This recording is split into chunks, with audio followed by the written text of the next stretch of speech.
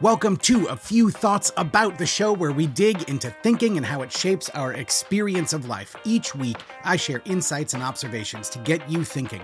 No long lectures, just quick, thought-provoking episodes to shift perspectives so that you can make the change you want to make. Let's get into it.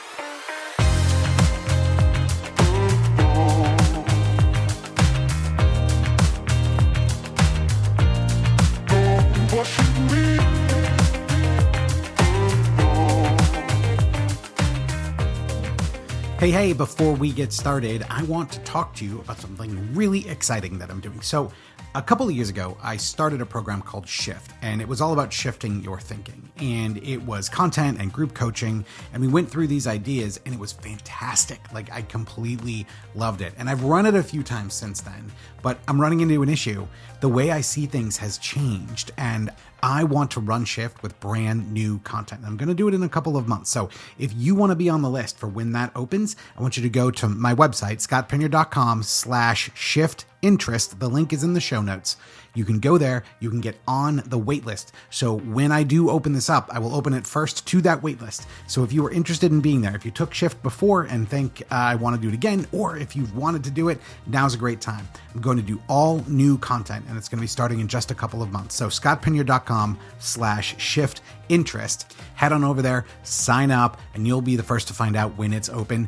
Okay, let's start the show.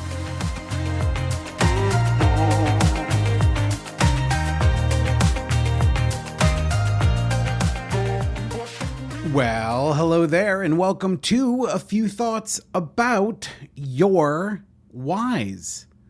You know, it's funny, this process that we go through, and you can go talk to so many different people about quitting drinking, and there are so many different approaches, and there are so many different ideas and philosophies. Of course, I think mine are the best, but that's what everyone thinks. And the reality is, I don't actually think that. I think different people need different solutions. And so going out there and finding the stuff that makes sense to you is incredibly powerful.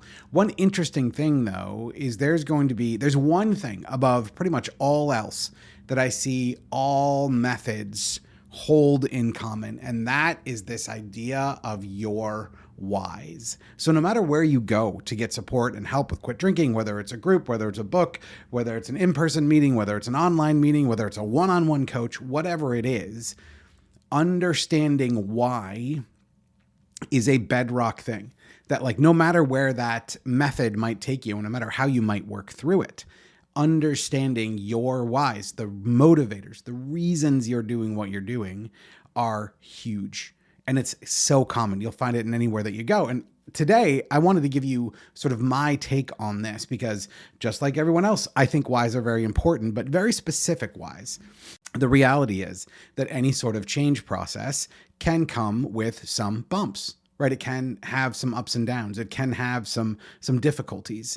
And understanding why you're doing it, and what I'm about to tell you is understanding your whys in a very specific way, that can help you stay the course, right? So like when you start questioning, is this really the time, or do I really want to do this, which is something that you always do, I always did, everyone always does, right? As we start to waffle, if maybe motivation is really strong at one point and then we tend to lose it, these whys are incredibly helpful because they give us a North Star, right? They give us something to aim for. They give us some direction. Even in the darkest days, it can be incredibly helpful.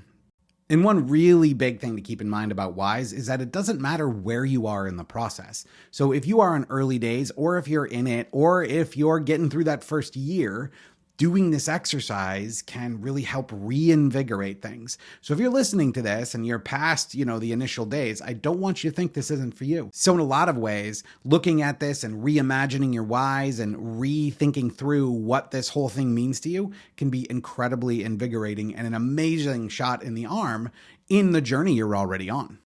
So usually you'll hear people write out a list of whys that'll be, my family and my career and, my future hopes to travel and all that sort of stuff. And I made that sound lame on purpose because, frankly, when we write that sort of stuff down, it can maybe feel good in the moment, but it regularly does feel lame. Like my family, I'm sorry, but that's not good enough. And it's actually something really interesting happens with that. So, I went through this in my own process, and I had a list that I wrote, and I put it in my wallet. And I remember this so clearly. I was in Chicago.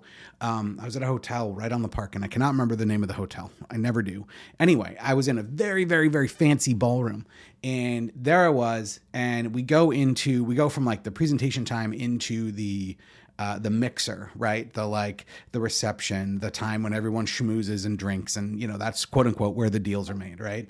And I knew this was coming, and I was really nervous because like every other time I had been there, the very first thing I'd do would get a scotch, but not to worry because I had my list, or so I thought. So as people were setting up for the reception, whatever that's called at the end of the day, the word's not coming to me right now. As that's happening, I excuse myself and I head to the bathroom, and I get a little bit of privacy, and I pull this list out of my wallet. And on the list, it says Annie, my wife, and then it says my kids' names, Murray and Jane.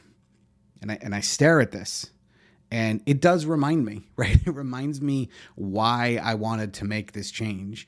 The problem was the pull to drink was really strong. And then I found myself in a very difficult scenario, right? Like willpower failed in that instance. The why wasn't enough in that case. It wasn't specific enough. And I'll go into what makes a good why in a moment. But what I ended up doing was I ended up drinking anyway. And then on top of that, feeling like absolute shit for having drank, right? With some of these thoughts that might sound familiar to you. Like, how can I do this? How could I possibly do this? I just looked at this list. Like, what the hell is wrong with me? And consequentially, I ended up drinking a lot more that night because of the way I felt. And so it was like the list and those whys in that format almost backfired. And it is true that I wanted to drink to show up as a father. And it is true that I wanted to show up better as a husband and to build the sort of life that I knew that we were capable of building together.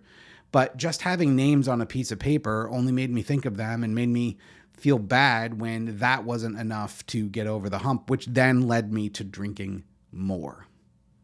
So while those things can be motivating, they're often not immediate enough. They're not clear enough, and they're not personal enough to really make a difference.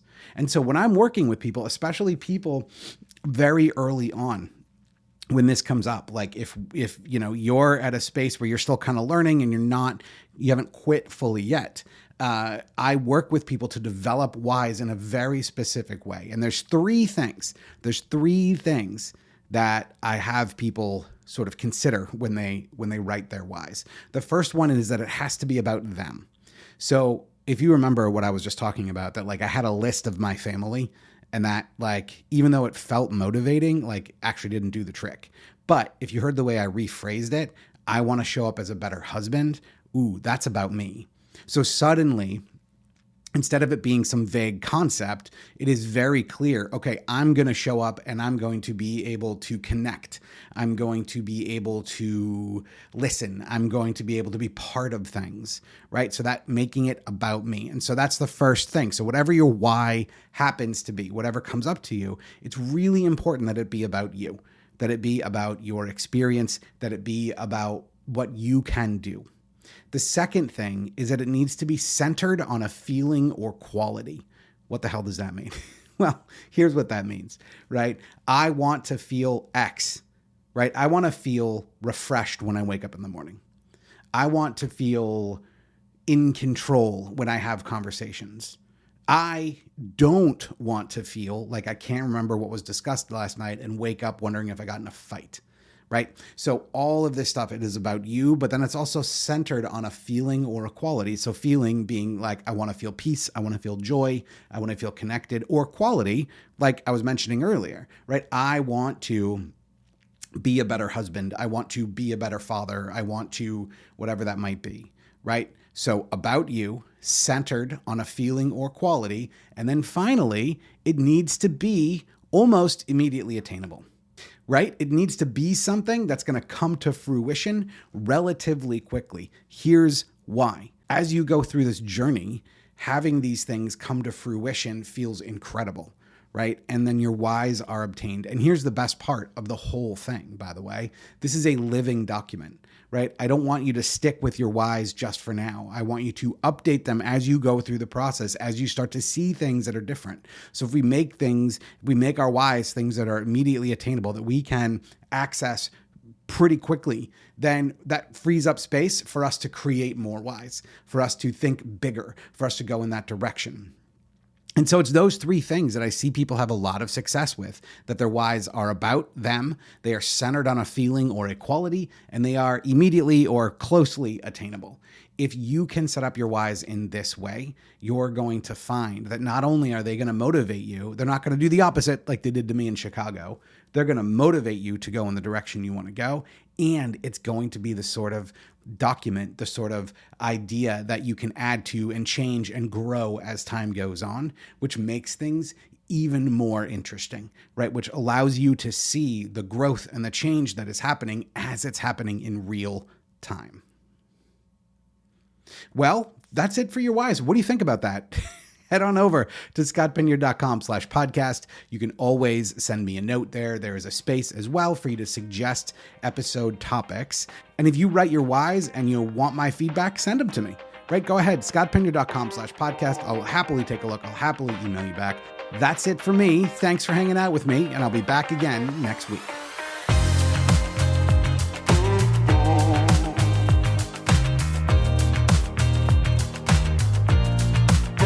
What